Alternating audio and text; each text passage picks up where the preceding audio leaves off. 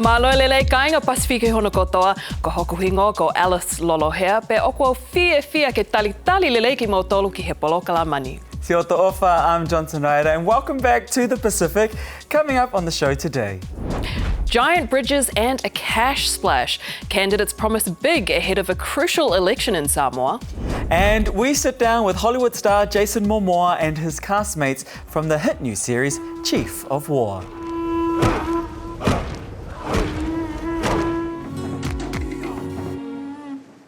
First though, here's Alice with some news.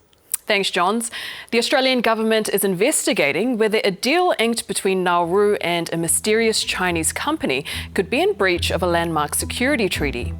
A press release posted to Facebook earlier this month shows Nauru's foreign minister signing an agreement with the chairman of a company called the China Rural Revitalisation and Development Corporation.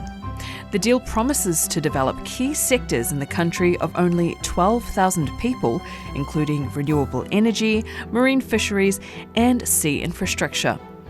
Australia is now pressing Nauru for more details to ensure it's not breaching a security treaty it signed with Canberra just 9 months ago.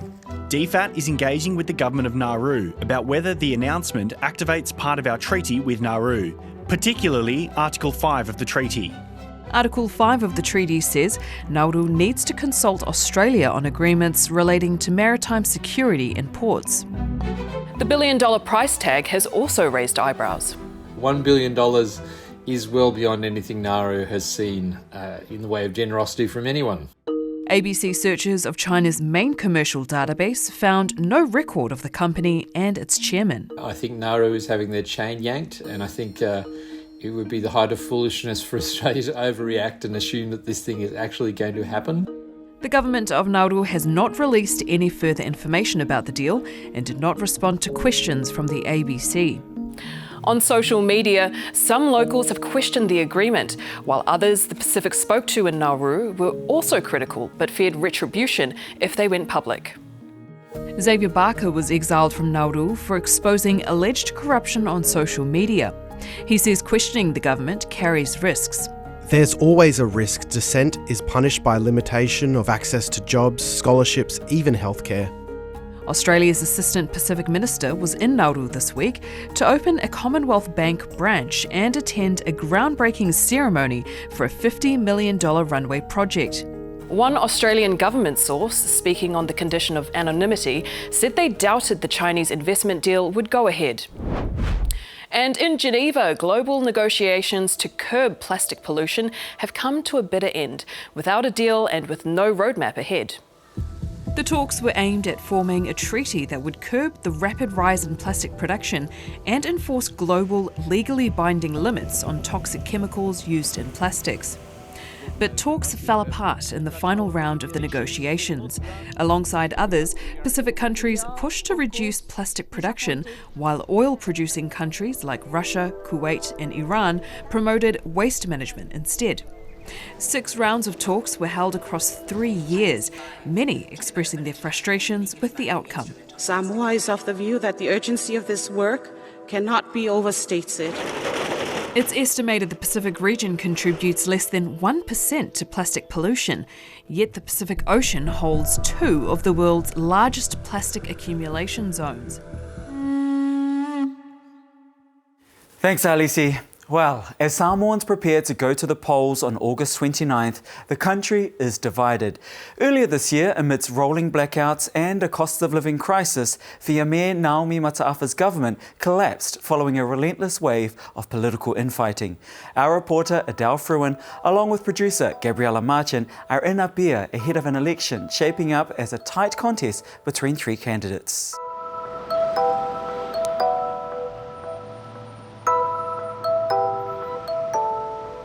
On the streets of Samoa's capital Apia, election season is in full swing. Billboards are popping up all over the city. Elections here are usually predictable, but 4 years after the first change in government in 40 years, there are more candidates and parties contesting this election than ever before. Malo, talo falava fionga. Yeah, soy fumanguia, ilo fionga. As Samoans prepare to vote in what is shaping up as a 3-way contest, Cost of living is front of mind. Taxi driver Muagututia Ioana Chan Mow says life is tough at the moment. O le o loa mua, kakuo i le pusa mua. O le 5 kausanga wakia, sa kolu sul 5 ka la pusa mua. O le sifake ka inga le lenga, o le are kaimingi. O se lau mon kupu le kau o le pusa mua, o le kaimingi. O le inga ia ufanga ulai ki le wei. O le koe a fōringa le kau o le apasusu la poa. Ka tai lava mo le avanoa. Muagututia thinks political dramas have distracted the government from doing its job. Ia ala ula karsanga ngai faipule. Ia o kou alo whamongi o kou kumalo ngā kōwhia o kou kia ngā ia koe i ko kongo le paremengi. Mau ke le koe whia wa ai se Samoa whi ai ngai. Se Samoa whi kui ai. 2025 has been a year of conflict and infighting in Samoa's parliament. Prime Minister Fiamē Naomi Mataʻafa survived 2 consecutive votes of no confidence after her ruling Fast Party fractured. The turmoil included a highly publicised gendered attack on Fiamē in Parliament. Your leadership would have been remarkable if you had gotten married and someone would advise you. While she's clung to power for now, the Prime Minister has 2 main rivals trying to unseat her. The first is former Prime Minister of 22 years Tuilaʻepa Saʻilele Malielegaoi and his Human Rights Protection Party. He's unveiled to sway the populist policies, like annual 500 tala payments for every Samoan. And he's promised to build a bridge between the country's 2 main islands. The other contender is Fiamé's former Agriculture Minister, Laulila Malietopola Schmidt. He helped install Fiamē as PM, but earlier this year she asked him to resign after he was charged with a range of crimes, including attempting to pervert the course of justice and electronic harassment. Allegations he denies and is still defending in court. When he refused to step down, the ruling Fast Party split, with supporters installing Laulila Malietopola as the new leader. Besides the main parties, there are also more independents than ever before contesting Samoa's 51 parliamentary seats. For some Samoans, after decades of the same government, the recent instability has felt chaotic. O mera wai wo walo tangaka ia. Ai wo le kuku akasi. For me for Samoa o le retinu I tuto tasi. A whapela lewa ai aku ia mākou whāngau I kai le kongule fi ai ngai e fa pe nga fu yang wai me nga le fusu ku pulanga Samoa mele a fa pe fer fangi male ko ka ko ai Samoa makango fiema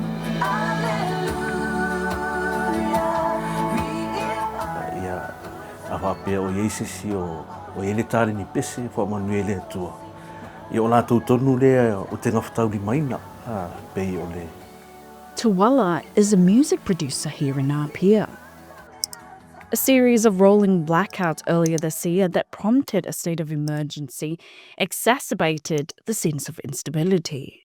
While the grid is now fixed, the power outages cost Samoa as much as 16% of GDP in losses, and business owners like Tuilaʻepa lost thousands.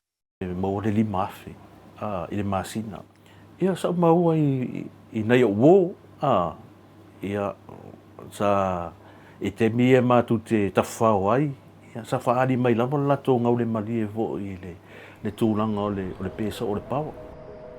The country's power corporation blamed aging energy infrastructure, but the crisis put Fiamé's leadership in the spotlight. And her rivals are capitalising on concerns over the cost of living. Despite being an agitator of some of the recent chaos, Laulila Malietopola Schmidt is a popular and charismatic leader with a huge online presence. His rallies are big and energetic. Similar to HRPP, he's pushing a range of populist initiatives, like free hospital services, monthly allowances for pregnant women, and cash for low-income families, just to name a few.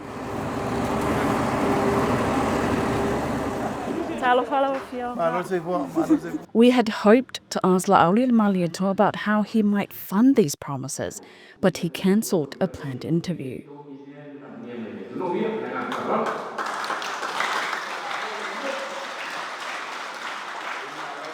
Prime Minister Fiamē Naomi Mataʻafa's newly formed Samoa Uniting Party is also promising free education and healthcare, land restitution for villages, and pension increases.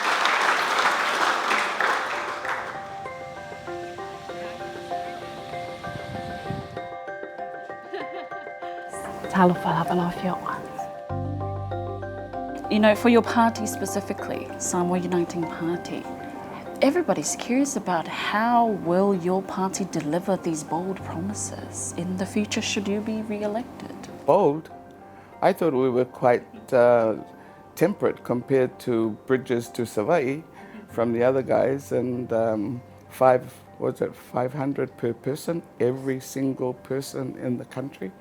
I wouldn't call it bold, I would call it realistic, but I think quite targeted in terms of where we want to put the investment from government. I would like to raise some of the issues that many of our people have shared, and one of them in particular is the cost of living, which has risen sharply under your government. Why should they trust your party should return to manage this when you have been in power for 4 years and the prices are still rising? Well, I think to be fair, Adele, I don't think Samoa is the only country that's experiencing cost of living rises. We're looking at taking away duties and tariffs on basic foods. Chicken seems to be the headliner. Besides cost of living measures, Fiamē says she has also proven she can govern responsibly. We're very much about the rule of law, which has been a contentious issue, not only with the HRPP, but with the other side of the FAST party. When Fiamē won the 2021 election, former PM of 22 years Tuilaʻepa Dr. Saʻilele Malielegaoi refused to leave Parliament and concede defeat, forcing Fiamē to be sworn in a tent outside Parliament House. When you have the power, the mindset is we can do whatever we like. And that unfettered attitude, towards governance is something that I do not condone as a leader. Legal threats and court proceedings have become a recurring theme in Samoa's politics. Just recently, Fiamē filed a complaint with police and launched civil proceedings against Laʻaulile Malietoa for repeating disproven conspiracy theories about her at a campaign event. At least 3 prominent Samoan bloggers, living both here and overseas, are also facing criminal charges related to information they posted on social media. We've come to the National University of Samoa to speak to Tuala, Dr. Saui'a Louise Mataia Milo about the growing issue. Good morning. Have a seat. Dr. Mataia Milo led the country's biggest survey of Samoans' voting attitudes. 81% of Samoans have high trust in traditional institutions, family circles, the village council. In recent years, however, digital media platforms have increasingly become part of Samoan life. The influence of the Samoan diaspora, which is larger than the domestic population, adds another layer.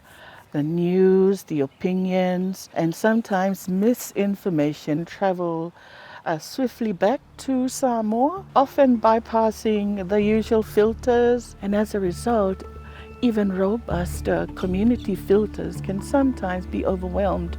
Dr. Mataia Milo says the contested 2021 election in which Tuilaʻepa refused to step down exacerbated the issue.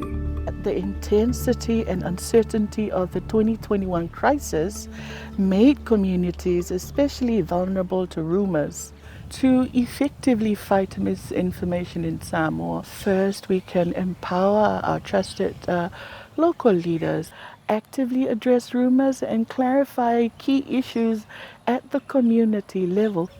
So I think that as a nation we must remain vigilant, check the facts before sharing the news, talk to your family and village, and remember that not every sensational claim, especially those from abroad, reflect the true situation in Samoa.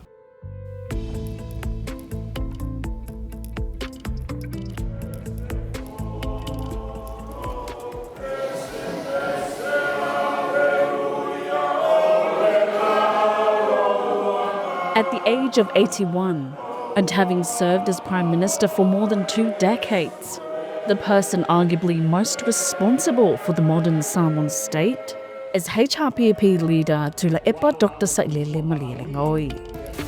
For many years, HRPP was the country's dominant political force, and it's vying to return, spruiking its credibility after 40 years of continuous rule.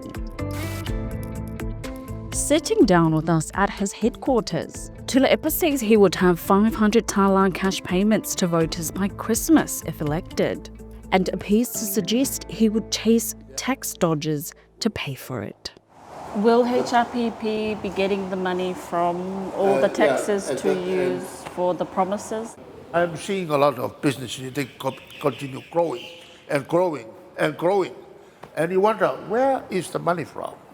I am sure they are not paying the proper tax. And so we have done all this. And all that needs to do is to encourage better implementation of the laws. Now, when HRPP was in power, why were these policies not considered during your term? And why now? There is only one only way to find out whether a party can do what it wants, what it promises. And that is to look at their record. HRPP has made great but bold promises, and the biggest of them all is a bridge from Upolu all the way to Saui'a. From Apolima to Saui'a, probably 8 miles. There are bridges in China over 40 miles. So with the change of technology and with our friends that we are going to talk to, nothing is impossible. The estimated cost of such a bridge would be in the billions of dollars. Tuilaʻepa suggests it could be possible with the help of development partners and the World Bank, but no actual engineering or funding plan is in place to construct it. What do you see as the most pressing issue facing Samoa over the next political term? The major drive for us is to restore the confidence of the international community to the leadership of Samoa, to restore the stability of our country, of Samoa. While HRPP is looking back on its record, many young people want to look forward. Talofa Moiloto, how are you? We've come to meet Moiloto Ilinganua at the art school where she studies and now teaches. Samoa is the only Pacific country with a quota for female representation in Parliament. But some of the gendered attacks on Prime Minister Fiamē have left many wondering how much progress has really been made. Still, for Moiloto, having a woman leading the country has been encouraging. I was very empowered. I felt women could do anything, but seeing that it was such a game changer for our itupa, it's an amazing thing to witness as a Tamaitai Samoa or Samoan female. How do young people feel about politics? What I get from youth and also my perspective is I think we're just kind of tired of all the drama. It just keeps increasing and it's starting to get very, very annoying.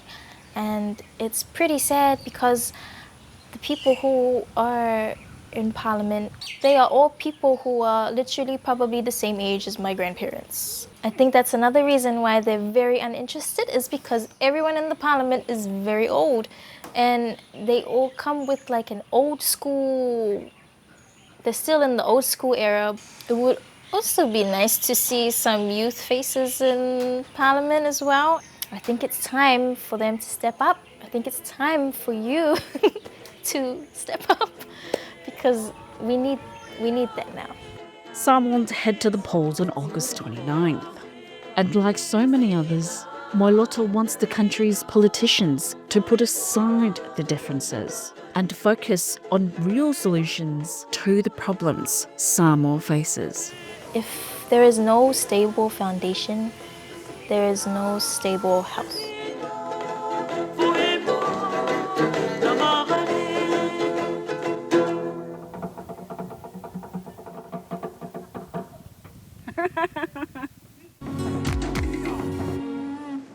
And we'll check in with Adele again next week before the vote. You'll also be able to find extended interviews with Prime Minister Fiamē and HRPP leader Tuilaʻepa on the ABC News YouTube page.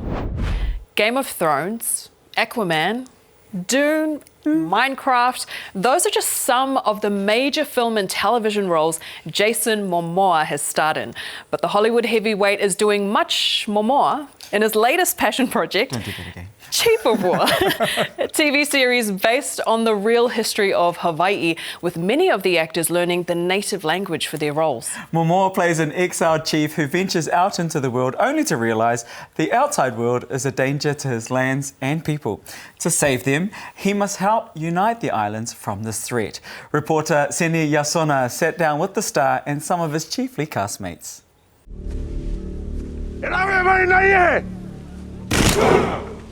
It seems as if Pacific stars are everywhere in Hollywood these days, but the new TV series Chief of War marks the first time a Pacific story based on actual Hawaiian history has become the focal point of a major studio production. This land will hold you long after I am gone. For co-creators Thomas Pa'asibit and Jason Momoa, the series is a lifelong dream fulfilled. It's more than just film for us, right? I mean, we grow up, this is our cultural background, it's our heritage, you know, it's the faces of our people, you know, and I think because of that, there's always a search for a representation, like where are we? We wanted to experience and let the world experience a little bit of how we see ourselves and make something that our children can see and be able to find ways for them to express themselves through their own culture. I mean, we're really excited for everybody, hopefully, to embrace it so we can finish telling the story and let it, the next generation, hopefully it excites them to kick down the door and tell even more. Yeah. And raise the bar. Jason, the tatau on your arm is your family's maka or shark crest. And the opening scene has that wild hunting of the shark in that first episode. They call it an amakua, so it's like a guardian. Every family has, every family and every person has their own, guardian or someone that's like a totem that represent their families. Mine happened to be the shark, the mano. There's all these accounts of Hawaiians riding sharks, and it's such a beautiful thing because you and I know, like any indigenous tribe is going to have a very close bond with many animals within their environments. They've assembled an array of Polynesian talent. What's going on down there, mate? To tell this Hawaiian epic. It's something quite significant, something quite monumental. We're bringing Hawaiian language to the fore. I grew up not speaking the language. It was cut off from my mom's generation. That was the first language that she spoke, but as a little girl, she was forbade by her own parents to speak our own language. They tried to get rid of our language, but they didn't succeed. Now it's being showcased to the entire world, and they're going to see that our language, our culture is very much alive and well.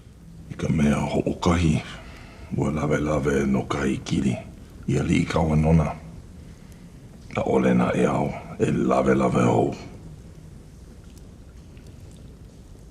Hea li kaua e holo mai ke kaua ako. There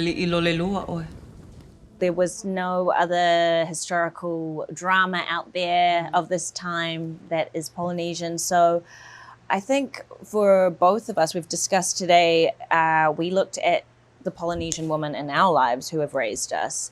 We had a really strong understanding of kupuohi and ka'ahumanu, like just from talking to people.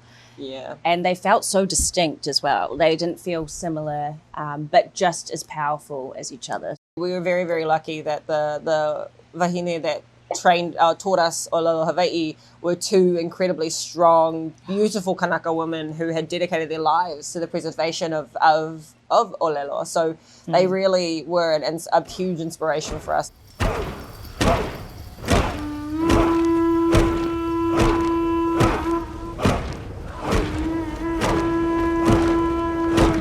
There's so much rich cultural history in Indigenous Kanaka and tangata whenua.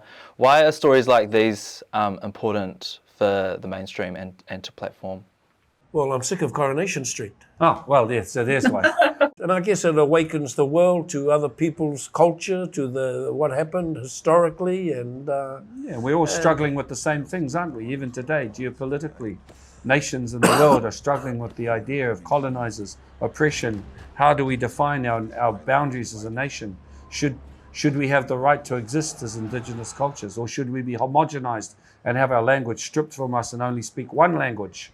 I mean, these are the great struggles of us in contemporary times.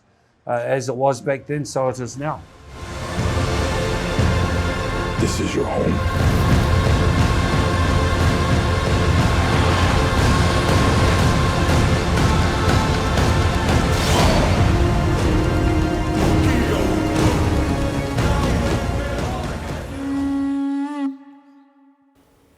That's it for today, but next week we're in Cook Islands, aboard one of the country's deep-sea mining vessels, and we speak with Timor-Leste's President, Jose Ramos Horta. Now, before we go, you may have heard there's a new competition to help name PNG's new NRL team. So, we're leaving you with a few ideas from the people of Port Moresby. Lukamu. Matewa. PNG Bairet or PNG Kumuls? Me like PNG Paradise. From point of view, me give PNG Pachiwatis Spartans. Me like PNG Tribesmen. Me mangi Morobe, so me like PNG Tribesmen.